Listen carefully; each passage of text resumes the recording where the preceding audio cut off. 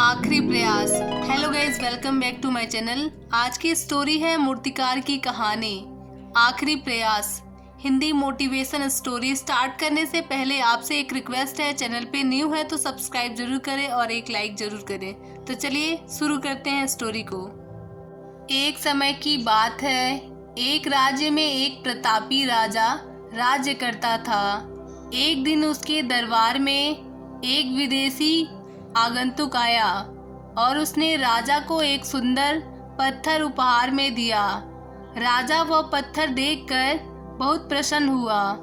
उसने उस पत्थर से भगवान विष्णु की प्रतिमा का निर्माण कर उसे राज्य के मंदिर में स्थापित करने का निर्णय लिया और प्रतिमा निर्माण का कार्य राज्य के महामंत्री को सौंप दिया। महामंत्री गांव के सर्वश्रेष्ठ मूर्तिकार के पास गया और उसे वह पत्थर देते हुए बोला, महाराज, मंदिर में भगवान विष्णु की प्रतिमा स्थापित करना चाहते हैं। 7 दिवस के भीतर इस पत्थर से भगवान विष्णु की प्रतिमा तैयार कर राजमहल पहुंचा देना।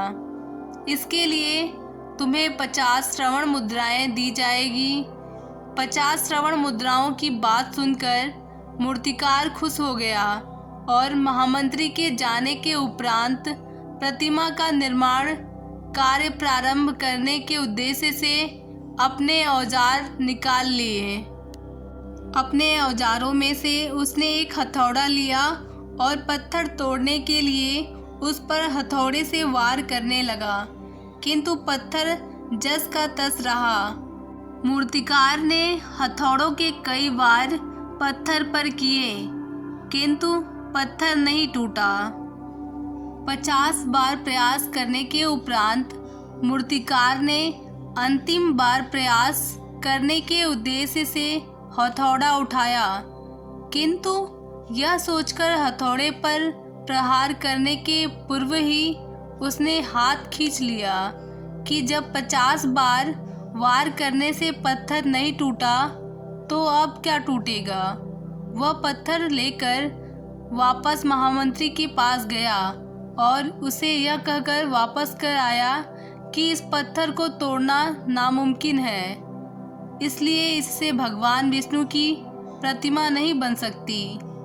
महामंत्री को राजा का आदेश हर स्थिति में पूर्ण करना था, इसलिए उसने भगवान विष्णु की प्रतिमा निर्मित करने का कार्य गांव के एक साधारण से मूर्तिकार को सौंप दिया। पत्थर लेकर मूर्तिकार ने महामंत्री के सामने ही उस पर हथौड़े से प्रहार किया और वह पत्थर एक बार में ही टूट गया। पत्थर टूटने के बाद मूर्तिकार प्रतिमा बनाने में जुट गया। इधर महामंत्री सोचने लगा कि काश पहले मूर्तिकार ने एक अंतिम प्रयास और किया होता तो सफल हो गया होता और 50 श्रवण मुद्राओं का हकदार बनता। इस कहानी की सीख, मित्रों, हम भी अपने जीवन में ऐसी परिस्थितियों से दो चार होते रहते हैं। कई बार किसी कार्य को करने के पूर्व या किसी समस्या के सामने आने पर उसका निराकरण करने के पूर्व ही हमारा आत्मविश्वास डगमगा जाता है और हम प्रयास किए बिना ही हार मान लेते हैं। कई बार हम 1-2 प्रयास में असफलता मिलने पर आगे प्रयास करना छोड़ देते हैं, जबकि हो सकता है कि कुछ प्रयास और करने पर कार्य पूर्ण हो जाता या समस्या का समाधान हो जाता। यदि जीवन में सफलता प्राप्त करनी है तो बार बार असफल होने पर भी तब तक प्रयास करना नहीं छोड़ना चाहिए जब तक सफलता नहीं मिल जाती। क्या पता जिस प्रयास को करने के पूर्व हम हाथ खींच लें वही हमारा अंतिम प्रयास हो और उसमें हमें कामयाबी प्राप्त हो जाए।